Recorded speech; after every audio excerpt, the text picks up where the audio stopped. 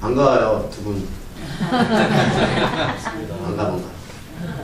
저희요? 예. 저번 주에도 왔잖아요. 그러니까. 자주 뵈니까 좋네요, 그죠? 저기. 제가 한번 저기 가게 갈게요. 오토바이 사러 가야 되는데. 그 말씀 안 하셔도 돼요.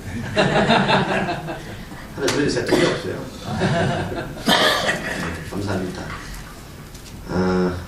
오늘 본문에 한 남자가 나오죠. 남자 이름이 고넬료라는 사람입니다. 이 사람이 어떤 사람인지 오늘 1절에서 자세하게 설명하고 있거든요. 이 사람을 성경에 보니까 이달리아 부대라는 군대 백부장이다 라고 이렇게 기록하고 있는데, 이달리아는 어느 나라냐면 이탈리아입니다. 그러니까 이때 로마의 지배를 받고 있었잖아요. 이탈리아에 100명 정도 구성된 그 부하를 거느린 장교입니다. 그러니까 직업과 출신이 정확하게 나와있죠. 우리가 지난주에는 중병에 걸려 고생했던 애니아라는 한 남자하고, 그리고 그 과부들을 옷을 지어주었던 누구였어요? 다비다라는 여인. 그녀는 선인과 구제를 많이 했다라고 말씀드렸습니다. 그런데 베드로의 입을 통해서 예수 그리스도 이름이 선포되었을 때에 중국병과 죽음에서 살아났다는 거예요. 정말 놀라운 사실이지만 저는 이런 일들이 지금도 일어난다고 믿습니다. 근데 우리가 믿음이 부족해서, 믿음이 연약해서 우리가 잘 받아들이지 못한다는 것이죠. 그러니까 이 둘은 모두 공동체 안에, 교회 안에 있는 사람이었는데, 오늘 흐름은, 오늘 본문의 내용이 고넬료는 유대인이 아니에요. 교회 공동체 안에 있는 사람이 아니고 이스라엘이 로마의 지배를 받고 있으니까 파견 근무를 하는 그런 이방인입니다. 근데 이 사람이 어떻게 예수를 만나게 되었는가라는 거예요. 이 사람이 어떻게 온 가족이 구원을 받았는가. 그러니까 누가가 아주 시간의 흐름에 따라서 두 명은 어려움 가운데 예수님을 알고 있었지만 그 시련 가운데 구원을 받는 장면들, 오늘은 이방인에도 불구하고 그가 어떻게 예수를 만나서 온 가정이 구원을 받았을까라는 거예요. 혹 여기 계신 분들 중에 누가 아프시거나 힘들거나 또 인생 가운데 소망이 없는 분들은 오늘 고뇌를 보시면 돼요. 하나님께서 우리에게 고뇌를 주신 목적이 뭘까요? 그를 통해서 너희들도 같다라는 거예요. 어떤 이들이 예수 그리스도를 통해서 우리가 구원받고 은혜를 받는가라는 거예요. 하나님 모든 사람을 사랑하지만 모든 사람들의 은혜를 받는 건 아닙니다. 분명한 것은 우리가 준비되었을 때에 하나님의 은혜를 경험할 수 있다는 거예요. 오늘 2절에서도 보면 이 사람이 예수를 만나는 그 조건에 대해서 어떻게 보면 그가 왜 은혜를 받을 수밖에 없는가에 대해서 나와 있는데, 1절은 그의 출생지, 직업을 말했다면 2절에서는 그의 어떤 성격, 됨됨이, 성품 이런 것들에 대해서 기록하고 있는 거예요. 예수 믿는 것은 여러분 성품도 중요하거든요. 그 사람이 어떻게 주님께 다가가는가라는 것이 중요한데, 오늘 2절에 보면 네 가지로 이 사람의 됨됨이에 대해서 기록하고 있어요. 여러분들 내가 어떤 사람인가 한번 이 사람과 한번 비교해 보세요. 그래서 어떤 사람이 구원을 받는가, 은혜를 경험하는가라는 거예요. 첫 번째 보니까 어떤 사람이에요? 경건하였다는 거예요. 경건하였다는 국어사전을 찾아보니까 이렇게 해석하고 있더라고요. 어떤 것을 소중히 받들고 그것을 엄숙하게 받아들인다. 그러면 이 사람이 누구를 어떤 존재를 소중히 받아들였고 어떤 존재를 엄숙히 받아들였을까라는 거예요. 하나님입니다. 복음이에요. 복음을 그저 그냥 나의 삶의 어떠한 액세서리나 삶의 일부분이 아니고요. 삶의 전체를 받아들였다는 거예요. 경건하였다는. 경건이 뭐냐면 사람들은 그래요. 뭐 착하게 산다. 뭐 이것도 경건이겠지만 하나님을 경외하는 게 경건이거든요. 하나님을 두려고 떨림하고 섬기는 것이라는 겁니다. 두 번째를 보면 이 첫 번째 경건하였다 부분을 더 보충 설명하고 있는 부분이 나왔는데, 두 번째 이 사람의 특징은 온 집안과 더불어 하나님을 경외했다. 그러니까 자기만 예수 믿는 게 아니에요. 자기만 하나님을 따르는 게 아니라는 거예요. 이 사람은 가장 아니에요. 가장. 한 가정의 가장으로서 그 자신이 같이 살고 있는 아내나 친척들 또는 자녀들에게 하나님을 따르게 하는 길을 보여줬다는 거예요. 그럼 경외가 무슨 뜻이죠? 경외는 두렵고 떨린 마음을 하나님을 섬기는 거 아니겠습니까? 하나님 여러분 무서운 분입니다. 우리가 생명을 여러분 손을 쥐고 있어요. 그냥 단순히 이 땅에 살면서 죽고 사는 문제가 아니고요. 죽음 이후에 심판권을 갖고 계십니다. 믿으십니까? 그러니까 고넬료는 이방인이었음에도 불구하고 그 복음을 소중히 받아들였고요. 온 가족이 예수를 믿을 수 있도록 그런 환경을 만들어 갔다는 거예요. 가장이 이렇게 중요한, 가장이라는 존재가 그냥 가장이 아버지가 돈만 벌어다가 뭐 아내나 자녀들한테 먹고 살아 이게 아니고요. 정말 여러분 가정은요 하나님의 능력이 나타나야 되는 거예요. 그래야지 아이들이나 온 가정이 주님 안에서 말씀 가운데서 선하게 이루어갈 수 있거든요. 사람들이 다 하나님의 존재를 여러분 소중히 생각하고 믿는 건 절대 아닙니다. 교회 안에도 마찬가지죠. 교회 안에 있다고 해도 모든 사람들 여러분 하나님의 존재를 소중히 믿는 것은 아닙니다. 어떤 사람들은 뭐 그냥 종교 생활로, 어떤 사람들은 그냥 사람을 만나기 위한 장소로, 어떤 사람들은 자기 사업을 위해서 그냥 자기 감정들을 믿는다는 것이죠. 근데 오늘 고넬료의 백부장은요, 하나님을 믿을 수 있는 환경이 절대 아닙니다. 왜요? 이 사람은 로마에서 파견된 장교예요. 그래도 불구하고 이 사람은 자식뿐만 하나님을 믿는 게 아니라 온 가족이 믿을 수 있도록 그렇게 토양을 만들어 갔다는 거예요. 얼마나 믿음의 사람입니까? 그러니까 이 가정이 예수님을 믿을 수 있는 조건은 이 아버지 고넬을 통해서 통로가 열렸다고 볼 수 있습니다. 자, 그렇다면 우리는 한 가지 의문점을 부른 거예요. 그럼 이 사람은 어떤 계기로 하나님을 알게 되었을까라는 거예요. 2000년 전에 로마는요, 여러분 일본 가보셨어요? 일본에서 신이 몇 개인지 아십니까? 신. 우리가 말하는 뭐 하나님도 신이지만, 여러분들 옛날에 뭐 이렇게 물 떠놓고 정원수 떠놓고 빌었잖아요. 그런 신들 제가 알기로는 수만 개로 알고 있어요. 그러니까 하나님도 그들은 하나의 신일 뿐이에요. 로마도 2000년 전에 로마라는 그 지역도 보면 하나님은요 모든 신들 가운데 그냥 한 명이에요.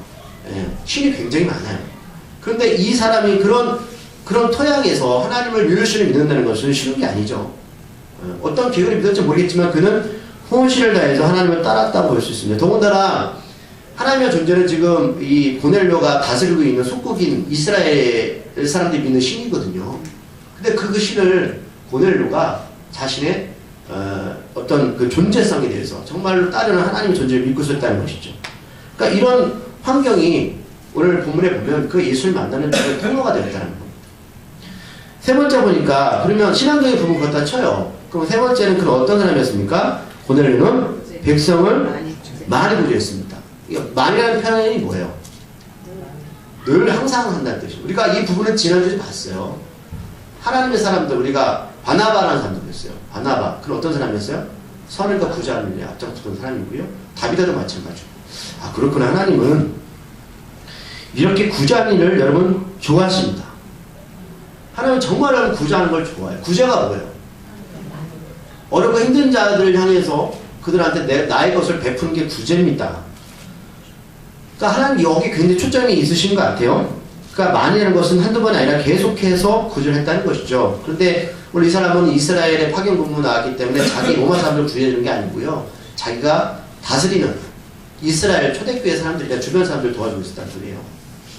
자, 네 번째.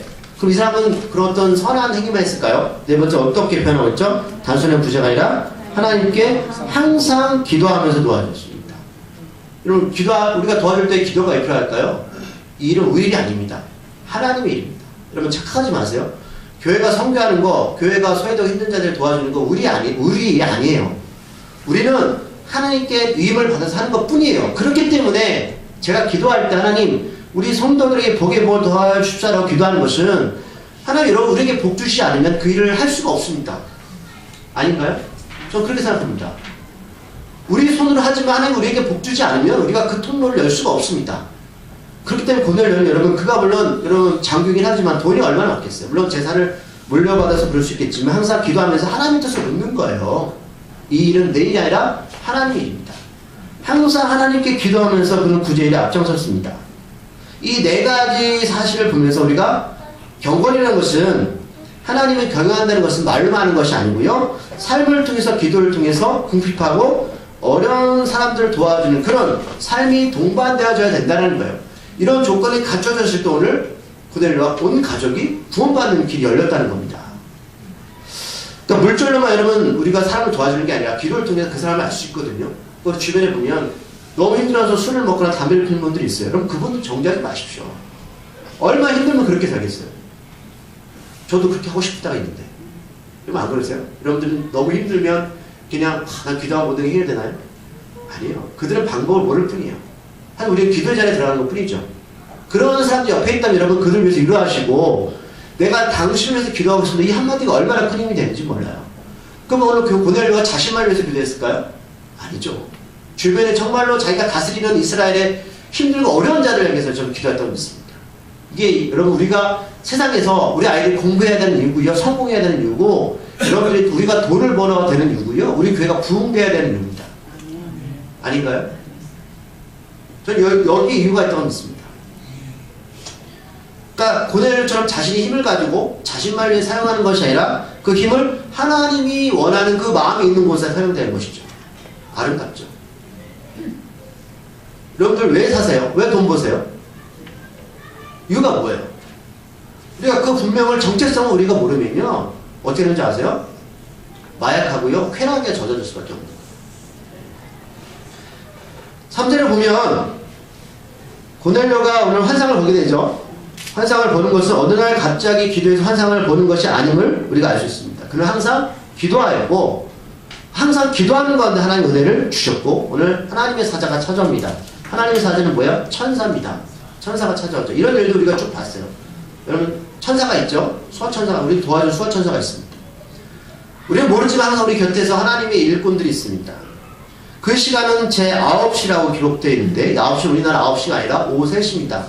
그러니까 오늘 여러분 누가가 정확한 시간까지 기록하는 걸 볼 수 있어요. 왜냐 의사는 노일절 사람이거든요. 시간까지 명백하게 기록하고 있고요. 그러니까 유대인의 관습은 오전 9시나 오후 3시에 시간을 정해놓고 기도를 합니다. 이 유대인의 관습이거든요. 그러니까 이 사람은 자기가 유대인이 아님에도 불구하고 이 관습을 따르고 있어요. 방법을 모르는 거죠. 그냥 자기가 하나님을 더 알고자 시간에 맞춰서 기도하는 것 뿐입니다. 우리도 그렇잖아요. 우리가 모를 때에 그냥 열심히 맹목적하는 경우가 있어요. 고넬료도 시간을 정해놓고 규칙적으로 기도하는 것을 보입니다. 그러니까 저희가 이번에 봄에 이렇게 전도주의를 준비하면서 뭐 주일학을 할 것까지는 없고 우리가 좀 마음 편하게 오늘 주변에 보시면 우리가 12시, 7시에 알람을 맞춰놓고 기도하자는 것을 제가 적어놨습니다. 같이 중보기도 하자는 것이죠. 예, 여러분들 잠시나마 뭐 식사 자리에서 10초도 20초도 좋으니까 그 대상자를 위해서 또는 우리가 어려움을 위해서 같이 중보기도 했으면 좋겠습니다. 그러니까 오늘 고넬료도 이렇게 기도하고 있다는 거예요. 그러게 신앙이든 우리가 뭐든 예배든 규칙적으로 하는 것은 참 중요합니다. 뭐 내 마음의 감정에 따라 하는 거 별로 하나님 기뻐하지 않습니다.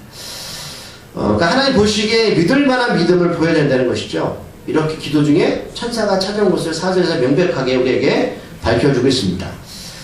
천사가 찾아왔는데 고넬료 반응이 재밌습니다. 기뻐합니까? 두려워합니다. 왜 두려워할까요? 한 번도 경험한 적이 없다는 겁니다. 우리가 하나님 앞에 서게 되면 다 두려워하게 될 겁니다. 왜요? 우리가 그런 것을 경험한 적이 없습니다. 하지만 이 두려움을 우리가 이겨낼 수 있는 것은 예수 그리스도의 은혜뿐입니다. 그죠? 그러니까 고넬료가 천사가 앞에 다가오니까 뭐라고 질문해요? 무슨 일이냐고 질문을 던집니다. 왜 천사가 나한테 왔을까? 의문점이 들잖아요. 그때 천사가 뭐라고 대답하죠? 기도와 구제가 하나님 앞에까지 올라갔다는 겁니다. 여러분 우리가 기도하고요 구제하면 이게 하나님이 모르시는 것 같으시죠? 뭐 성경 우리가 분명히 말씀하고 있어요. 그것이 하나님께 올라갑니다. 너무 신기한 거예요. 우리가 물질 누구한테 소외된 자를 위해서 어려운 자를 위해서 이렇게 흘러 들어가면요 물질 올라가는 게 아니라 하나님 그것을 뭐라고? 기억하신다는 그 일을. 오늘 성경 분명히 기록하고 있죠? 고넬료와 당신이 기도와 구제가 하나님 앞에까지 올라갔고 하나님은 그 일을 기억하고 계십니다. 그래서 나 천사를 당신께 보내셨습니다. 라는 겁니다. 우리가 앞에 쭉 스타를 여러 번 보셨지만 오늘 왜 이 고넬료 가진 은혜를 받는 이유를 아시겠죠? 하나님 기억하고 계십니다. 하나님을 기억하시면 잊지 않으십니다. 때가 늦을 뿐이에요. 그렇죠? 기도와 구제는 하나님께서 보고 듣고 계심을 우리가 알 수 있습니다. 하나님께서 말씀하시지만 기도와 구제를 정말 기뻐하시는 것 같습니다. 그러기에 그 일을 기억하신다고 말씀하십니다. 기억한다. 얼마나 감사합니다. 전능하신 하나님이 우리를 기억하십니다. 하나님이 기억에 남을 수 있는 방법 뭐라고요? 바로 기도와 구제입니다. 하나님 우리에게 정답을 말씀하시는 거예요, 여러분. 네. 괜찮습니다. 자유롭게 들으십시오. 괜찮습니다. 아니, 좀 괜찮습니다. 저희는 평안하게 예배드립니다. 기도와 구제입니다. 잘 기억해 두세요. 하나님 기억하시는 길입니다. 그래서 저희 교회는 작은 교회지만 기도를 하기를 원하고요. 기도만 하는 게 아니라 정말 고넬료처럼 백성들, 어려운 분들 많이 구제하기를 소망합니다. 정확했으면 좋겠습니다. 저는 여러분들이 어떤 삶의 목적이 이런 길에 섰으면 좋겠어요. 그래서 여러분들 이름이 하나님의 머릿속에, 하나님의 뇌리속에 기억되는 사람이 되었으면 좋겠습니다. 내 가족도 소중하지만 거기 머물지 마시고 그 손길을 통해서 정말 죽어가는 이들에게 여러분 새 생명을 허락하십시오. 고넬료의 기도와 구제를 기억하시고 천사를 보낸 하나님은 뭐라고 말씀하시죠? 지금 바로 사람들을 베드로한테 다 보내라. 베드로가 어디 있습니까? 요빠에 보내라고 하십니다. 지역까지 말씀하시죠. 그를 그리고 데려오라고 말씀하십니다. 지금 베드로는 지난주에 봤어요. 중병자 애냐와 그 다음에 죽은 여자 다비드를 고치시고 베드로는 어떻게 무슨 행동을 했죠? 마지막 구절에서 무두장의 집에 들어가죠. 무두장이가 어떤 직업으로 말씀드렸어요? 가죽을 가공하는 직업인데 굉장히 천연 직업입니다. 옛날 우리가 말씀드린 조선시대 카파치처럼. 그런데 그런 귀정을 행하고 나서 베드로는 예수님처럼 가장 소외된 지역에 들어가신 거예요. 그 요빠 지역이었어요. 요빠라는 동네에 무두장 집에 며칠 동안 머물고 있었는데 하나님이 천사를 보내서 고넬료한테 그 요빠에 가서 무두장 집에 가서 베드로를 모시고 와라 라고 말씀하고 있어요. 오늘 성경에 보면 구체적으로 무두장의 집이 해변에 있다라고 말씀하고 있습니다. 명확히 말씀하고 있죠. 우리가 환상이라고 하면 환상은 그저 추상적으로 생각하지만 그렇지 않습니다. 하나님이 명확하게 지역과 명칭과 어떤 상황을 말씀하시는 거예요. 보세요. 고대 역사를 보면 여러분 이런 가죽 작업을 하는 데는 여러분 해변가를 끼고 있는 집이 많습니다. 왜냐면 가죽은 무겁기 때문에 해변의 배를 통해서 이렇게 이동을 하거든요. 우리가 성경을 제시라고 말 수밖에 없는 것은 이런 구체적인 내용까지 성경에 기록되어 있다는 겁니다. 해변에 있는 요바에 있는 무두장의 집에 있는 누구를? 베드로를 데리고 와라. 보세요 여러분. 애냐 다비다 오늘 고넬료와 은혜 받는 공통점을 보셨습니까? 이들은 다 여러분 하나님 앞에 선행과 구제하는 사람입니다. 7절에 보면 고넬료는 천사가 떠나자 누구를 보내요? 하인 둘하고요. 하인 둘만 보냅니까? 부하 가운데 한 사람을 보냅니다. 그런데 오늘 이 고넬료가 부하를 고를 때 또 재밌는 장면이 나와요. 어떤 사람을 뽑아서 보내죠? 경건한 사람. 아까 경건한 사람은 뭐라고 말씀드렸어요? 어떤 일을 엄숙하게 받아들이는 사람이에요. 소중하게. 자, 하나님이 고넬료를 선택했던 것. 고넬료 또한 사람이지만 부하를 보낼 때 그 100명 중에 부하 중에 누구를 뽑습니까? 경건한 사람입니다. 그렇다고 우리가 어떤 상이 될까요? 하나님은 어떤 사람을 쓰신다? 경건한 사람을 쓰십니다. 분명한 장면입니다. 경건은 여러분 감정의 기복에 휘둘리는 사람이 아니에요. 어떤 일든 그 사실을 사명을 소중히 여기고 그래서 지키려는 사람입니다. 하나님 우리 성경적 글을 우리에게 다시금 말씀드리는 거예요. 말씀하시는 거예요. 고넬료나 이 부하는 소중히 사명을 받아들이는 사람을 선택하는 것 같습니다. 고넬료가 있는 가이사라에서 오늘 고넬료라는 사람은 가이사라였어요. 가이사라 빌립보 아시죠? 가이사라는 어떤 지역이냐 말씀드렸지만 그 로마 황제 이름을 딴 지역입니다. 굉장히 번창하고요. 그러니까 로마에서 아무나 그 어떤 도시나 자기를 붙여주는 게 아니에요. 그만큼 도시가 크고 화려하고 그렇기 때문에 오늘 이 고넬료가 파견금을 나온 겁니다. 그 가이사라에서 요빠까지가 한 약 50km 정도 거리입니다. 50km면 굉장히 먼 거리죠. 예. 그러니까 오늘 구절에 보면 이튿날이라고 표현되어 있잖아요. 이건 세 사람도 걸어서 못 가는 거리입니다. 그것도 뭘 타고 갔을까요? 말을 타고 갑니다. 그러니까 이튿날 도착하는 거예요. 우리가 뭘 볼 수 있냐면 고넬료가 급한 거예요. 여러분 이때는 말이 귀하거든요. 말을 타고 세 사람을 보냈다는 것은 그만큼 고넬료 환상을 보고 나서 굉장히 급한 입장에서 급한 상황에서 세 사람을 파견하는 겁니다. 자, 그 이튿날 바로 다음날에 환상을 모아서 요빠에 도착했을 때 베드로도 비슷한 일을 하죠. 제 6시에 기도합니다. 6시는 우리 시간으로 12시에 기도하러 지붕에 올라갑니다. 이 지붕은 우리가 말하는 그런 꼭대기 아니고요. 얘는 2층 집 같은 데입니다. 그런데 오늘 앞에서 말씀드린 유대인들은 9시나 3시에 기도하라고 하는데 베드로는 12시에 기도하라고 하거든요. 이게 뭘 말씀드리냐면 분명히 베드로 어릴 때부터 율법에 얽매인 사람이지만 점차 변화되고 있는 것을 보여주고 있습니다. 기도는 얽매이는 게 아니에요. 시간에 따라 정해야 되지만 우리가 너무 율법적으로 얽매이지 말고 본인이 어떤 시간에 편한 시간에 또는 할 수 있는 시간에 매달리라는 거죠. 자, 10절에 보면 점심시간이 다 되어서 정오가 되어서 기도하러 올라갔는데 배가 고팠던 것 같습니다. 그러니까 육체적으로 힘든 그 시간에 환상을 보게 되죠. 그런데 여러분 베드로가 보았던 환상과 오늘 고넬료가 보았던 환상은 좀 다릅니다. 이유는 오늘 베드로가 본 환상은 좀 추상적인 환상이거든요. 근데 이 환상의 의미는 결국 고넬료가 다음날 며칠 있다가 다음날인가요? 고넬료 집에 갔을 때의 환상의 의미를 깨닫게 돼요. 지금 몰라요. 무슨 말씀이냐면 하나님 우리들한테 어떤 환상이나 계시를 보여줄 때가 있습니다.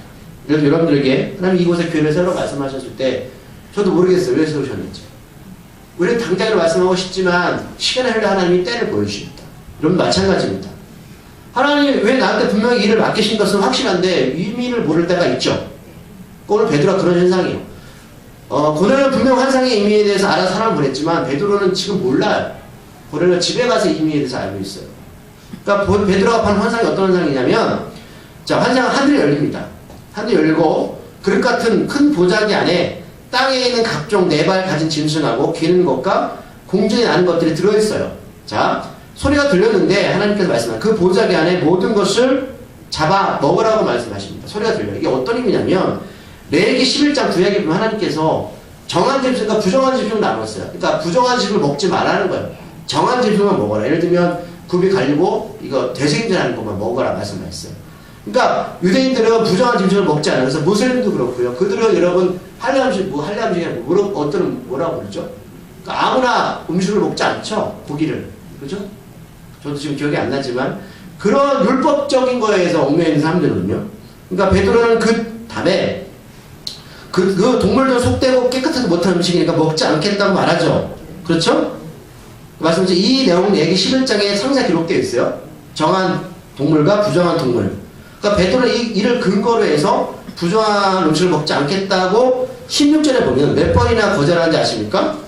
3번이나 거절합니다. 16절 읽어볼까요?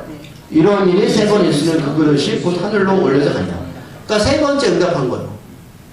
명확하게 2번째 아마 거절했고 3번째 허락을 한 것 같아요. 이 거절을 하기 전에 15절을 보면 바로 앞에 절에 보면 본문에서 중요한 하나님의 생각을 그러니까 오늘 이 부분은 고넬료와 연관된 부분 이방인에게 복음 전하는 우리들에게 전해줄 말씀이 있습니다. 15절 말씀을 다 같이 읽어볼까요? 시작. 또 두 번째 소리가 있으되 하나님께서 깨끗하게 하신 것을 내가 속되다 하지 말라. 이 말씀을 하시지만 거부하죠. 그렇죠? 하다가 그거 16절 바로 이제 인정을 하게 됩니다. 자, 하나님께서 깨끗하게 하신 것을 내가 속되다 하지 말라. 자, 여러분 사람의 생각이 중요한 게 아니고 하나님께서 너에게 말씀하셨잖아라는 거예요. 그러니까 유대인들은 지금도 철저하게 아이들에게 말씀을 가르치거든요. 그러니까 어릴 때부터 이 말씀을 배웠던 베드로는 하나님의 말씀보다 자기 생각이 우선됐어요. 그렇기 때문에 이걸 거절하는 거예요. 여러분 예수 그리스도를 믿는 가장 우리 권력들이 뭐냐면 내 부인의 세계로 들어가는 나를 여러분 좀 생각을 좀 내려놓으세요. 자꾸 하나님 능력과 하나님의 일하심을 우리 자꾸 부정한다는 거죠. 하나님 하시겠다는데 왜 자꾸 우리가 봐봐요? 그런 일이 있을 수 있죠. 그러니까 교회를 다녀도 자기가 배웠던 경험이나 지식과 어떤 것을 가지고 하나님 말씀보다 그것을 우선시할 때가 많다는 거죠. 그러니까 하나님 그것을 깨트려버리고 베드로야 그건 중요하지 않아. 내가 너한테 말했잖아 라는 겁니다. 베드로도 여전히 나름대로 변하려고 하지만 완전하게 변하지 못했습니다. 그렇죠? 그래서 17절에 보면 그 이후에 자신이 본 환상이 무엇인지에 대해서 아직 확실히 이해하지 못하고 있음을 알 수 있는데 왜 17절 어떤 내용이 나와있죠? 읽어볼까요? 시작. 베드로가 본 환상이 무슨 뜻인지 속으로 위하여 하더니 마침 고넬료가 보낸 사람들이 시몬의 집을 찾아 문 밖에 서서 그렇죠? 그러니까 베드로도 이게 무슨 뜻인지 모르는 거예요. 그때 마침에 절묘하게 고넬료가 보냈던 세 사람이 문을 두드리는 겁니다. 베드로가 어떤 기분을 들었어요? 분명히 이것은 하나님의 뜻이다. 이런 타이밍에 잘 맞춰서 하나님의 뜻이 이루어집니다. 또 확실한 증거는 19절 20절에 보면 그와 동시에 성령께서 베드로에게 사람이 찾아왔으니 의심하지 말라고 함께 가라고 명령하십니다. 그들을 보낸 것은 주님이라는 것이죠. 저는 이 부분은 어떻게 성령께서 그에게 말씀하셨을까? 마음으로, 음성으로 그건 기록되어 있지 않습니다. 구약에는 분명히 하나님이 직접 말씀하셨고 이때도 뭐 초대교회이기 때문에 저는 이런 일이 있다고 믿습니다. 하나님 음성을 들려주신 것이죠. 예. 여전히 하지만 22절에서 보면 베드로는 그들에게 뭐라고 말하고 있습니까? 너희가 무슨 일로 왔느냐라고 묻습니다. 아직까지 확실하게 모르고 있습니다. 우리들은 성경적인 전체적인 내용을 보고 이해하지만 고넬료도 그렇고 심부름을 수행하는 사람이나 베드로나 지금 자신들이 하는 일들이 정확히 어떤 뜻인지를 아직까지 제대로 파악하지 못하고 있습니다. 제가 이것을 수요일에 말씀드렸는데 하나님 퍼즐을 맞추신다고요. 여러분 우리의 인생 하나님 퍼즐을 맞추시는 거예요. 보세요. 하나님이 고넬료를 구원하시기 위해서 자, 베드로라는 사람이 오빠 있는 사람과 또 고넬료가 세상을 보냈고 또 고넬료는 집에 가이사랴에 있잖아요. 이 영문을 몰라요.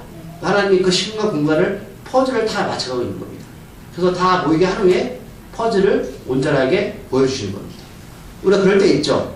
내 인생을 바라보면 도대체 감이 안 잡혀요. 하나님 뜻인지 알겠는데 이 퍼즐을 어떻게 맞출지 몰라요. 그러다 보니 하나님이 이 퍼즐을 갖다 맞추고 저 퍼즐을 갖다 맞추다 보면 우리 입장에서 힘들 수 있습니다. 왜요? 하나님이 원한 부분을 좀 잘라버리고요. 그런 부분을 맞추시거든요. 그렇다면 온전하게 맞추는데 우리 입장이 싫지만 완전하게 맞춰지는 그날의 이 의미에 대해서 우리가 분명하게 알 줄 믿습니다. 자, 여전히 답답하긴 하지만 주님께서 이렇게 자신의 뜻을 가려주실 때 분명히 있습니다. 당사자는 힘이 들고 그때를 기다릴 수 없지만 여러분 기다리셔야 됩니다. 나는 지금이라도 하나님 이것을 주시라고 말할지 모르겠지만 하나님은 완벽하게 맞추는 그날까지 우리를 연단하십니다. 각기 다른 모양의 것들은 하나님은 시간과 공간을 초래해서 완벽하고 선하게 인도하십니다. 자, 베드로가 자신을 찾아온 사람들에게 왜 왔느냐고 물을 때에 이들 대답이 참 22절 보면 이것도 재밌는 내용이 나옵니다. 22절 말씀 읽어볼까요? 자, 그들이 대답하되 백부장 고넬료는 유인이요 하나님을 경외하는 사람이라 유대원 족속이 칭찬하더니 그가 거룩한 천사의 지시를 받아 당신을 그 집으로 청하여 말을 들으러 하느라는데 자 보세요. 너희가 무슨 말느냐라고 질문 던지는 거 세 사람한테 그때는 그러면 자기가 고넬료가 보내서 왔습니다라고 말하는 게 맞죠. 근데 지금 세 사람이 뭐라고 대답해요? 고넬료는 유인입니다. 그리고 하나님을 경외하는 사람입니다. 그 사람은 온 유대 사람들한테 칭찬받는 사람입니다. 이걸 먼저 얘기할 거네요. 뒷부분을 먼저 꺼내야 되는데 저 너무 이 부분이 재밌었어요. 어떤 생각이 드세요? 여러분 정말 고넬료 은혜가 갈 수밖에 없는 사람입니다. 우리가 여러분 교회 안에서 제가 목사로서 여러분 마찬가지요. 교회 안에 어떤 사람으로서 우리가 보는 것과 여러분들이 세상 가운데 나가서 세상에 있는 사람들을 바라보는 것 여러분 같으셔야 됩니다. 좀 그렇게 되길 바랍니다. 우리를 포장하지 마시고요. 내가 정말 하나님 앞에 거룩한 자면 여러분 세상 가운데 사람들 앞에 거룩한 자라 여러분 인정받으셔야 됩니다. 이게 우리가 여러분 복음 전할 가장 좋은 방법이에요. 교회 안에서는 척하면서 나가서는 세상 사람들에게 저 사람은 교회에 다니는 사람 맞아? 그리스도인 맞아? 라고 우리가 취급받는다면 복음의 문을 닫히는 거예요. 이 세 사람이 베드로가 야 너 니네 여기를 왜 왔니라고 질문 던졌을 때에 당연히 후반전에서 자 고넬료가 거룩한 천사의 지시를 받아 당신을 그 집으로 청해요 말을 드리려 합니다 라고 말해도 그만이에요. 근데 앞에 주구장창 고넬료 유인입니다. 하나님 경외하는 자입니다. 그는 유대 온 족속에 칭찬받는 사람입니다. 뭐하러 이런 얘기 합니다. 여러분 정말 감동돼서 하는 얘기입니다. 이런 분들이 하나님 은혜를 경험하는 거예요. 이런 분들. 제가 이제 다음 주까지 말씀을 전할 거예요. 아직 끝나지 않았어요. 고넬료. 제가 말씀을 정리할 겁니다. 여러분 제가 오늘 말씀 드리면서 서두에 말씀드렸어요. 고넬료가 왜 예수를 통해서 구원받을 수 있는 은혜를 경험했던 그 이유에 대해서 말씀드렸죠. 이제 좀 감이 잡히십니까? 이런 이유 때문에 하나님 그를 찾으신 겁니다. 이 시대도 저 마찬가지로 믿습니다. 여러분들이 오늘 여러분 다 잊으세요. 잊으시고 딱 두 가지만 기억하시면 좋겠습니다. 나는 기도하는 사람이 될 거야. 나는 구제하는 사람이 될 거야. 여기만 초점을 맞추세요. 돈 버는 이유, 성공해야 되는 이유, 자녀들을 내가 가르치는 이유, 여기다 초점을 맞추십시오.